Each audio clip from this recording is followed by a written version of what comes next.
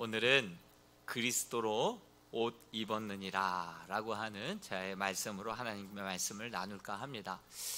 마태복음 16장에 보면요, 아침에 너희가 일어나서 하늘을 바라보면서 하늘이 붉고 날이 흐르면 오늘 날씨가 참 굽겠다, 이렇게 날씨는 분별할 줄 알면서 어떻게 시대에 일어나는 일들을 바라보면서 어떻게 그 시대는 분별할 수 없느냐, 이런 말씀이 나오고 있습니다. 오늘날 우리 주변에 일어나는 일들을 바라보다 보면 자다가도 벌떡 잠을 깰 정도로 우리를 정말 깨우치는 그런 일들이 많이 일어나죠. 이러한 일들을 보면서 시세를 읽을 줄 알고 어떻게 행할지를 알아야 한다라고 하는 사실이죠. 역대상 12장 32절 말씀을 제가 참 좋아하는 말씀인데요, 같이 한번 읽어보겠습니다. 시작.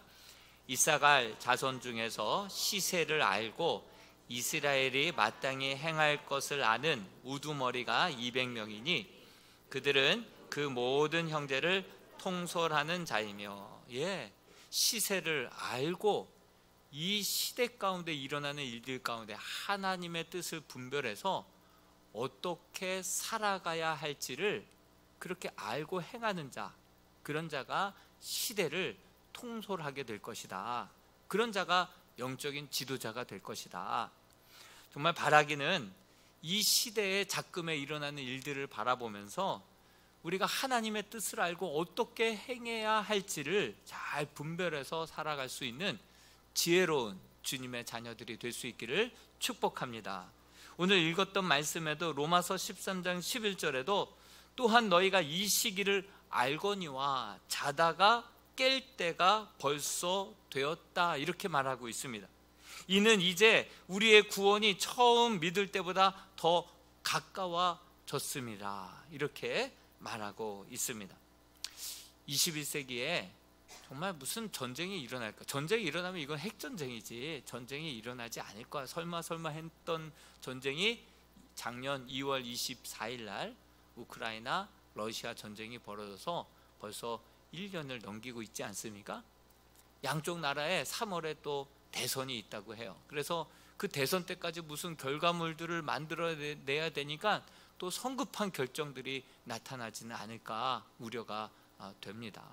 오히려 이 평화로운 길로 잘 흘러갈 수 있도록 우리 모두 마음 모아 함께 기도해야 할 때인 줄로 믿습니다. 또한 코로나19, 지금 21세기에 지금 마스크를 이렇게 쓰고 다녀야 될 때가 올 줄은 누가 또 알았겠습니까? 정말 전염병, 성경에서 말세에 나타나기로 하셨던 그러한 표적들이 지금 계속해서 끊어지지 않고 일어나고 있습니다. 마스크를 지금도 벗지 못하고 있는 이러한 모습 속에서 우리는 지난 3년 동안 우리 신앙의 민낯을 다 보게 되지 않았습니까? 우리가 다시 한번 옷깃을 여미고 이 광야의 시기를 지나서 이제 엔데믹 새로운 가나안 땅으로 갈 때에는 더욱더 우리들의 신앙이 변화와 성숙의 모습으로 새로운 시대를 맞이해야 될 줄로 믿습니다. 그렇게 기도할 수 있는 이 시기가 되어야 할 것이죠. 뿐만 아니라 또 튀르키예와 시리아 북부 지역에 발생한 대지진으로 건물 10,000채 이상이 무너져서 아직도 그 잔해 밑에 사람들이 깔려 있어도 시신도 수습하지 못하는 그러한 실정 아닙니까? 계속된 여진이 발생하고 있죠. 이제 이 지진의 그 큰 판을 4개를 다 건드려 놔 버렸으니 이제 막 도미노처럼 언제 어떻게 또 대지진이 벌어질지 몰라서 조금만 흔들려도 그 건물 안에서 더 이상 지낼 수 없는 그런 상황에 놓이게 되지 않았습니까? 저희 누님도 최근에 잠깐 들어왔는데 미국 캘리포니아에서도 126년 만에 여름에 아주 극심한 가뭄이 왔는데 이번 겨울에는 그렇게 눈이 잘 내리지 않는 곳인데 5m나 넘게 폭설이 내렸다는 거예요. 이거 기후 변화가 아니라 이제는 기후 재앙이 돼서 그렇게 쏟아져 내려오는 것을 아무도 그렇게 감당할 수 없는 수준으로 밀어닥치게 되는 거죠. 작금에 일어나는 일들을 바라보면서 하나님의 뜻이 어디에 있는지를 우리는 이 시대 가운데 분별하고 영적으로 자다가도 깨어나서 이 시대 가운데 하나님께서 뭘 원하시고 어떻게 살아가기를 원하시는지 우리가 영적으로 민감하게 캐치하고 바르게 주의 뜻을 이루며 살아갈 수 있는 저와 여러분들이 될 수 있기를 주님의 이름으로 축복합니다. 에스겔서 23장 48절에 보면 이런 말씀이 나와요. 좀 무서운 말씀인데요, 같이 한번 읽어보겠습니다. 시작. 이같이 내가 이 땅에서 음란을 그치게 한즉 모든 여인이 정신이 깨어 너희 음행을 본받지 못하리라. 그치게 한즉, 그치게 한즉. 여러분, 우리가 우리 안에 끊지 못하는 죄악으로 인하여서 계속해서 반복되고 또 개가 토하였던 것도 먹듯이 계속해서 반복되다 보면 내가 그 죄악을 멈추지 않는다면 하나님께서 그것을 그치게 만드는 날이 온다라고 하는 사실이죠. 그때 당시 이스라엘은요, 스스로 우상 숭배와 실제로 육체적인 음란의 그런 죄악을 계속해서 더하고 더해가는 그러한 상황이었습니다. 이웃나라 아수르와 행음하면서 그 영적으로 우상들을 수입해오고 또 이웃나라 애국과 또 영적으로 통관하면서 그들의 우상들을 다 받아들이고, 그러다가 또 이웃 갈대아 우르 사람을 보니까 더 멋있는 거예요. 그러다 보니까 그 이스라엘과 남유다의 여인들이 그렇게 행음하면서 그런 영적으로 그 간음이 점점 더 심해져 갔던 그러한 시기였습니다. 그래서 에스겔 23장 11절 말씀 한 절만 보면 그 아우 오홀리바가 이것을 보고도 그의 형보다 음욕을 더하며 그의 형의 간음함보다 그 간음이 더 심함으로 그의 형보다 더 부패할, 더라는 말이 지금 몇 번 나오고 있습니까? 죄악이 계속해서 덧입혀지고 있는 거예요. 더 부풀어지고 있다라고 하는 사실이죠. 육체적으로 동시에 영적으로 음행이 멈춰지지 않고 점점 더 심해지자 하나님께서 강권적으로 역사하셔서 그 죄악을 끊게, 멈추게 브레이크 역할을 하셨다 말씀하고 있습니다. 굉장히 두려운 말씀이죠. 이 말씀이 두려운 것은 우리 사회가 에스겔 당시의 시대보다 더 낫지도 않다라고 하는 사실이죠. 더 심각하다라고 하는 사실, 그래도 과언은 아닐 것입니다. 음란, 재미, 우상 숭배의 세상이 되어버리지 않았습니까? 사람들마다 섬기고 있는 신이 있는데 그 신은 바로 성공과 또 재물이라고 하는 그 만몬을 섬기고 있지 않습니까? 세상은 지금 음란이 이 재미와 문화로 자리 잡고 있는 것을 보게 됩니다. 남자 여자를 가늠하는 성별이 소수의 인권 보호라고 하는 이름으로 취사 선택할 수 있는 문제로 그렇게 둔갑한 채 또 큐어가 축제가 되고 할로윈 축제가 되어서 죄악과 우상 숭배를 문화처럼 축제처럼 즐기고 있는 그러한 세상이 되어가고 있지 않습니까? 이 모든 뿌리는 음란이죠. 그런데 이러한 브레이크가 고장난 죄를 우리가 멈추지 않으면 하나님께서 멈추게 하신다라고 하는 사실이죠. 요즘도 훨씬 더 그렇게 정말 잔인하고 마약이 일상이 돼버린 그러한 소식들을 계속해서 우리는 뉴스를 통해서 접하지 않습니까? 갑작스러운 건강 이상으로, 갑작스러운 사고나 참사로, 지진이나 전쟁이나 또 갑작스러운 이상 기온, 아니 더 이상 그 기후 재앙과 같은 그런 사건들로 우리는 계속해서 겪게 되면서 그런 재앙과 참사를 겪었던 사람들이 더 이상 음란이 무슨 재미가 있겠습니까?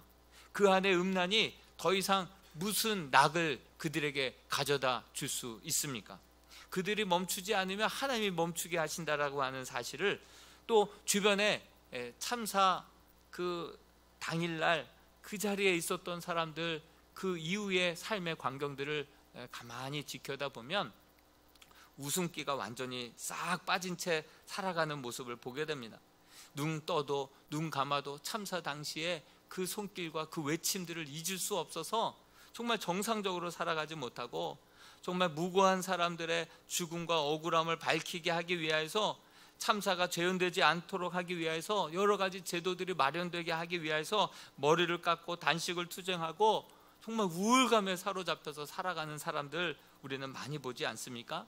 지금 튀르키예 그 지역에서도 지금 구조대가 막 활동하고 있는데 300시간 넘었는데도 구조되는 사람이 있다 보니까 이거 계속해서 이거 정말 막막한 구조를 해야 될지, 아니면 구조된 사람들도 지금 생존의 위기에 몰려 있기 때문에 그들을 또 구제하는 일에 신경을 써야 될지, 또 자네 밑에 시신이 여전히 깔려 있고 거리마다 시신들이 널브러져 있는데 이러한 시신들을 수습하는 일이 우선일지, 아니면 생존의 문제 때문에 이제 사람들이 생존을 위하여서 약탈을 막 하는데 치안에 더 신경을 써야 될지, 저 어디에다가 중점을 두고 해야 될지, 무정부 상태와 같은 그런 상황 속에서 어떤 일에 더 중점을 둬야 될지 그렇게 갈팡질팡하고 있는 그들의 혼란스러운 모습을 보게 됩니다.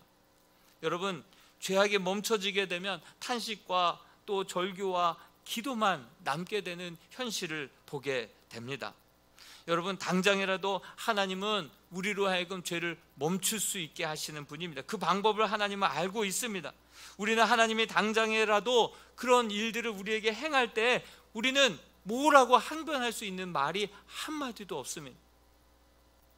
하나님은 능히 그러하실 수 있습니다. 나는 죽어 마땅한 죄인이기 때문에 그렇습니다. 그러나 하나님께서 이렇게 하시는 일이 우리에게 일어나지 않게 해야 되지 않겠습니까? 하나님께서 강제적으로 벗어나게 하기 이전에 우리는 스스로 우리의 죄악과 음란과 우상 숭배를 온전히 회개하며 하나님 앞에 나아가야 할 줄로 믿습니다. 이 일을 위해서 하나님은 성경 말씀을 통해서 목회자들을 통하여서 계속해서 끊임없이 경고하고 있습니다. 하나님께서도 심판하실 것이면 말없이 그냥 심판하시면 되는데 성경을 통하여서 계속해서 경고의 말씀을 주시고 있는 이유가 무엇입니까? 하나님께서는 이런 심판의 경고의 메시지는 심판하기 위함이 아니라 회개하고 돌이키고 하나님의 말씀대로 뜻대로 거룩하게 진실되게 살아가기를 원하셔서 우리에게 이 경고의 메시지를 오늘도 함께 나누고 전하고 있는 것으로 우리는 잊지 말아야 할 것입니다. 로마서 13장 12절에 보면 밤이 깊고 낮이 가까웠으니 그러므로 우리가 어둠의 일을 벗고 빛의 갑옷을 입자, 이렇게 말하고 있습니다. 밤이 깊다는 것은 정말 낮이 가까웠다는 뜻 아니겠습니까? 낮이 가까웠다라고 하는 증거들도 지금 주변에 많이 일어나고 있습니다. 제가 지난주에도 말씀드렸듯이 켄터키주 에즈버리 대학에서 3주 연속 정말 24시간 강력한 성령의 임재를 통하여서 정말 그 놀라운 불씨들이 계속해서 주변으로 여러 나라와 열방으로 퍼져나가고 있지 않습니까? 이 모든 증거들이 무엇입니까? 밤이 벌써 깊었고 이제 낮이 가까워왔다라고 하는 그러한 증거들 아닙니까? 어떤 사람들은 이 어두운 죄악 가운데, 밤 가운데 그렇게 두 손 들고 천부의 의지 없어서 회개하고 하나님 앞에 나오는 그러한 사람들이 있습니다. 어떤 사람은 하나님의 임재 가운데 정말 두렵고 떨리는 마음으로 그 하나님의 사랑에 그 품에 안겨서 하나님, 내가 하나님 앞에 정말 하나님의 뜻을 이루며 정말 말씀대로 한번 살아보겠습니다, 그렇게 결단하고 다짐하는 사람들도 있다라고 하는 사실입니다. 여러분, 바라옵기는 여러분들이 정말 죄악 가운데, 어둠 가운데, 끊지 못하는 죄악 가운데 하나님이 멈추게 하셔서 비로소 손들고 주 앞에 천부의 의지 없어서 내가 주 앞에 나오냐, 이렇게 나오는 인생이 아니라 찬란한 빛 가운데, 진리 가운데, 예배 가운데 하나님을 만나서 그 하나님의 거룩하심 앞에 압도되어서 내가 이제는 내 예전의 육체의 옷을 벗어버리고 이제는 그리스도의 새로운 옷을 입고 하나님의 뜻이라면 순종하며 대가를 지불하며 그렇게 헌신하며 나아가는 복된 삶이 되게 해달라고, 이렇게 주님 앞에 두 손 들고 찬양하고 다짐하고 결단하며 나아갈 수 있는 복된 후자의 인생이 될 수 있기를 주님의 이름으로 축복합니다. 하나님의 강권적인 역사로 죄악 가운데 그렇게 하나님 그치게 하실 수도 있고, 또 하나님의 임재 가운데 그 거룩한 옷을 입고 살아갈 수 있게 할 수 있는 분이 우리 하나님이시다. 그런 상황 속에서 우리가 정말 빛 가운데 하나님께로 나아가 주의 뜻을 이루며 살아가는 지혜로운 주의 백성들이 되어야 할 줄로 믿습니다. 전 세계에 바울 다음으로 영향력을 끼친 사람이 있다면 아마 성 어거스틴이 아닐까 생각이 듭니다. 어거스틴을 회심하게 한 본문이 바로 오늘 우리가 읽었던 로마서 13장 13절에서 14절의 말씀이기도 합니다. 이 어거스틴은요, 아프리카 카르타고에서 태어났습니다. 근데 젊은 시절에 아주 유리방탕한 그러한 삶을 살아갑니다. 사생아도 낳습니다. 오랜 세월 동안 아주 길게 방황을 하고 어머니의 그렇게 속을 썩였죠. 그러면서 선과 악으로 나누는 만이교회도 그렇게 푹 빠져서 신봉했던 적도 있었습니다. 근데 그의 어머니 모니카 아시잖아요. 눈물의 기도는 하나님이 절대로 외면하지 않는다고. 그래서 그 아들이 로마로 건너간다고 할 때 그 어거스틴에게 그 암브로시우스라고 하는 그분의 설교를 가서 들어보라고 그렇게 권면을 합니다. 그래서 암브로시우스 당대에 가장 존경받던 그러한 진리의 파수꾼이었습니다. 그가 설교할 때 하나님의 말씀을, 전에는 몰랐던 말씀들을 막 깨닫게 되고 알게 되고, 하나님의 뜻이 이것이구나, 그 정도 이제 감동을 받기는 했지만 여전히 거듭남의 확신은 없었습니다. 그러던 어느 날 8월에 아이들이 그렇게 들판에서 막 뛰놀고 있는 모습을 물끄러미 바라보던 그 순간에 하나님의 임재가 강력하게 임했습니다. 그의 영혼 속 깊숙한 그 곳에 숨겨져 있던 죄악들이 그냥 주마등처럼 눈앞에 필름처럼 싹 지나가면서 그 하나님 앞에 모든 죄악들이 토설하듯이 다 기억이 나고 하나님 앞에 정말 엎드려 자복하게 되면서 폭포수와 같은 눈물이 그 가운데 내려져 왔던 것이죠. 하나님 앞에 자신이 추구했던 모든 것을 끄집어내어 놓으니까 그것이 얼마나 헛된 것들이었는지, 또 하나님 앞에 수치스러운 것들이었는지, 그 모든 주체할 수 없는 그 눈물과 슬픔에 사로잡혀서 그는 엎드려 통곡하고 있었습니다. 그럴 때 그 어거스틴이 하나님 앞에 기도합니다. 나는 왜 나의 이 더러운 생활을 도대체 왜 지금까지 깨끗이 끝내지 못하고 이렇게 계속해서 죄를 반복해서 짓는 이유가 무엇입니까? 괴로워하면서 하나님 앞에 마음을 찢으며 기도했습니다. 그럴 때 어린 아이들의 막 노랫소리가 더 크게 들리는 거예요. 톨레레게 톨레레게, 이것은 라틴어로 집어서 읽어라, 집어서 읽어라 라고 하는 말씀이 들리는 거예요. 그래서 그 순간 그 말씀을 하나님의 명령처럼 생각하고 하나님의 말씀을 펼쳐서 읽었던 말씀이 로마서 13장 13절에서 14절의 말씀인데요, 우리도 같이 한번 읽어보겠습니다. 시작. 낮에와 같이 단정히 행하고 방탕하거나 술 취하지 말며 음란하거나 호색하지 말며 시기하지 말고 오직 주 예수 그리스도로 옷을 입고 정욕을 위하여 육신의 일을 도모하지 말라. 아멘. 이 말씀은 광명한 빛으로 그 어거스틴의 심장을 깊이 찌르듯 깊숙이 잘 박힌 목과 같이 박혀 왔습니다. 그토록 오랫동안 방황했던 그의 삶에 종지부를 찍었던 순간이었습니다. 어거스틴은 이 구절에 이 말씀에서 귀한 결단을 하게 됩니다. 그가 그의 온 생애를 하나님을 위해 헌신하기로 작정을 합니다. 남은 시간 그리스도로 옷을 입고 주님의 뜻대로 한번 살아볼 것을 그렇게 마음속에 깊이 다짐하는 시간이 되었습니다. 이렇듯 이렇게 빛 가운데 하나님의 임재 가운데 하나님을 경험하든 정말 죄악 가운데서 두 손 들고 눈물로 하나님 앞에 회개하며 정말 결단하든 정말 전적인 믿음으로 변화된 영혼은 이제 로마서 12장부터 16장까지 변화된 그리스도인답게 살아가는 그러한 삶을 살아가야 할 줄로 압니다. 로마서 1장 1절에서 11절까지는 믿음으로 구원받는다라고 하는 교리편이고 12장부터 16장까지는 이제 구원받은 자들이 어떻게 살아가야 할지, 그 영적인 하나님이 기뻐 받으시는 산 제물로 살아있는 예배를 드려라, 그리스도로 옷을 입고 살아라, 구원받은 자들이 어떻게 살아가야 할지를 말씀해주고 있는 말씀이 로마서 12장에서 16절까지의 말씀이라고 하는 사실입니다. 이렇게 변화된 삶을, 이제 거듭난 그리스도인들은 변화된 삶을 하나님 앞에 살아가야 한다는 사실이죠. 그리스도로 옷을 입으라 하는 말씀은 공개적으로 내가 예수 믿는 자라는 것을 드러내라고 하는 말씀입니다.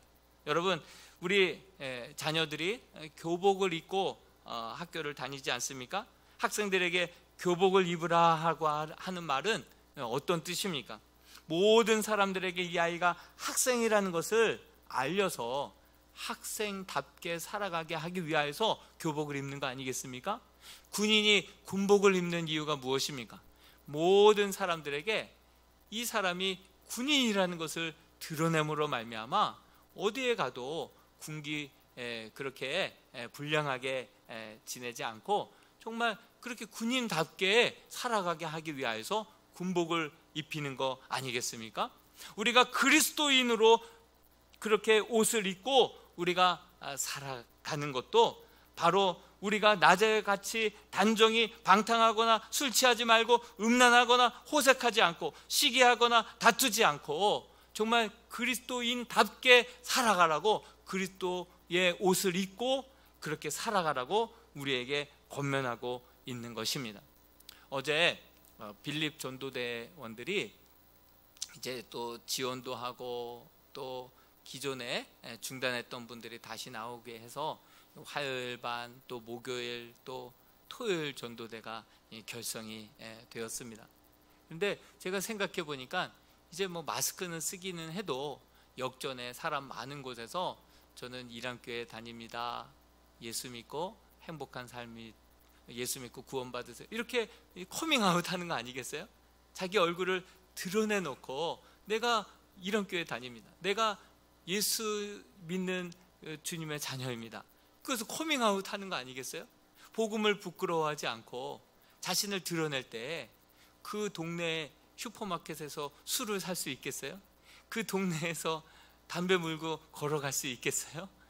정말 내가 그리스도로 옷을 입고 내가 예수 믿는 사람이라고 드러내고 커밍아웃 하는 순간에 우리가 낮에 빛 가운데 걸어가는 자와 같이 단정하게 정말 많은 사람들에게 주의 살아계심을 드러내고 살아계심을 나타내며 그렇게 살아가는 단정한 삶을 살아갈 수 있게 될 줄로 믿습니다. 이렇게 드러내놓고 복음을 전하는 것은 누군가에게 뭔가 생명을 나누는 것도 있지만 내 신앙을 든든하게 지켜주는구나, 거룩하게 붙들어주는 것이구나, 이것은 누구를 위해서 전도하기 이전에 나를 지켜주는 그러한 힘이 되는구나 라는 것도 깨닫게 되었습니다.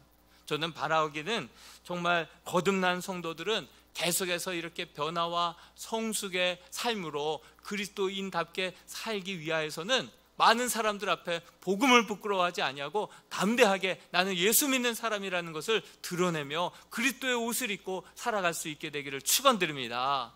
뿐만 아니라 여러분들이 진짜 변화와 성숙의 삶을 지속해서 나아가기를 원하신다고 한다면 이 믿음의 아름다운 공동체에 소속될 수 있기를 바랍니다.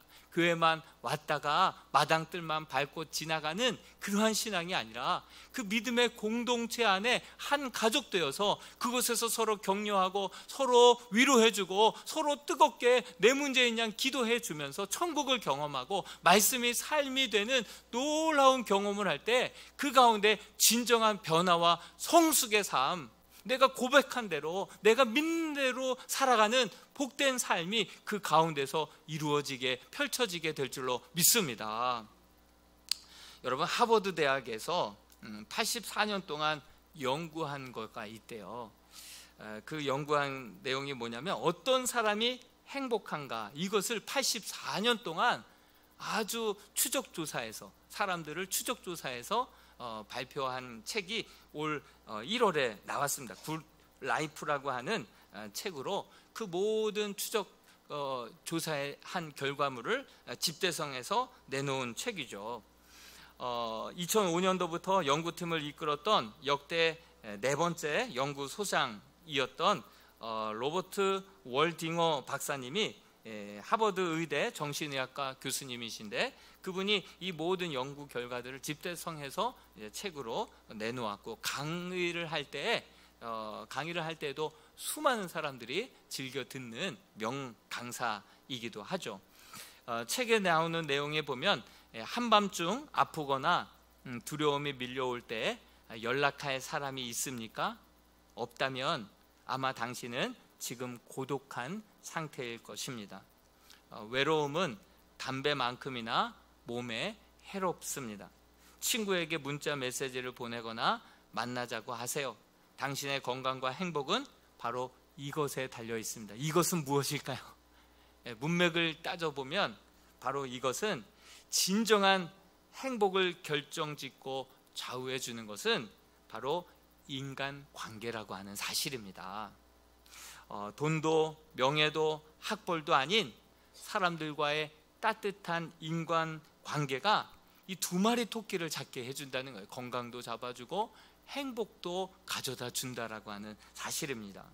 행복의 중요한 조건이 바로 경제적인 안전성이기도 하지만, 어느 정도 수준 이상이 되면 더 이상 행복과 관계가 없어져 버린다는 사실이에요.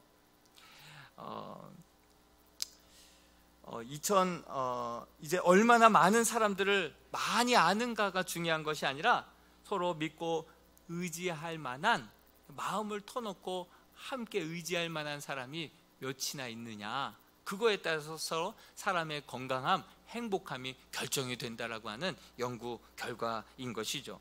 이 인간관계는 몸과 마음 모두에 강력한 영향을 가져다 준다는 것입니다. 건강을 위해서 정기적으로 헬스클럽을 다니는 것처럼 관계도 꾸준히 관리해야 한다라고 당부하고 있습니다. 다시 말해서 인간관계는 정신뿐만이 아니라 신체 건강에도 영향을 끼친다라고 하는 사실이죠. 심장, 고혈압, 당뇨 등 만성 질환에 걸릴 확률도 낮고, 또 기억력과 면역 체계도 더 좋았다. 그리고 처음엔 연구팀들도 인간관계가 무슨 심혈관 계통의 질환에까지, 관절염에까지 영향을 주나, 그렇게 의심하며 연구를 그렇게 계속 이어갔는데, 그 연구 결과가 모든 수치가 그렇게 다 말을 해주더라는 것이죠. 진정한 행복은 관계에 있습니다. 그리고 그러한 관계 속에는 우리를 참된 변화와 성숙의 삶으로 이끌어 주기도 합니다. 그래서 성경 말씀에 보니까 그리스도로 옷 입고 살아가라, 이렇게 권면했던 바울은요, 이제 13장에서 그렇게 권면하고 14장에 가서는요, 믿음이 연약한 자를 너희가 받아라. 믿음이 연약한 자를 그렇게 받아라. 그 공동체 안에서 믿음이 강한 자가 믿음이 연약한 자와 함께 교제하며 함께 변화와 성숙의 삶으로, 행복의 삶으로 잘 이끌어가라, 그렇게 말하고 있습니다. 또 15장 1절 말씀에도 보면, 믿음이 강한 우리는 마땅히 믿음이 약한 자의 약점을 담당하고 자기를 기쁘게 하지 아니할 것이라. 그리고 2절 말씀에도 보니까, 우리 각 사람이 이웃을 기쁘게 하되 선을 이루고 덕을 세우도록 할지니라. 그 공동체 안에서 서로만 위할 것이 아니라 오히려 그 안에서 오히려 선을 행하고 덕을 세움으로 이웃을 기쁘게 하라. 그 공동체가 담장을 넘어서 이웃과 사회를 위하여서도 이 덕을 세우고 선행을 할 것을 당부하고 있습니다. 그리고 9절 말씀은 같이 한번 읽어보겠습니다. 시작. 이방인들도 그 긍휼하심으로 말미암아 하나님께 영광을 돌리게 하려 하심이라. 여러분, 이것이 주님의 꿈 아니었습니까? 그 아름다운 공동체를 만들어서 세상을 복음화시키고 세상 열방이 주께로 돌아오게 만드는 그러한 꿈이 바로 주님의 전도 계획이고 방법이지 않았습니까? 하나님은 우리의 셀을 통하여서 정말 서로를 위로해주고 강한 자가 약한 자를 위로해주고 격려해주고 이끌어주고 그곳에서 진정한 변화와 성숙을 경험하고 행복을 맛보게 하고 더 나아가 세상과 이웃을 향하여서 선과 덕을 세움으로 말미암아 하나님을 알지 못하는 이방인들조차도 너희의 그 긍휼하심으로 말미암아 하나님 앞에 돌아 나오게 하고 영광을 올려드리게 해라. 이것이 바로 셀 교회로 우리가 나아가야 할 목표요, 우리의 꿈이 되어야 될 줄로 믿습니다.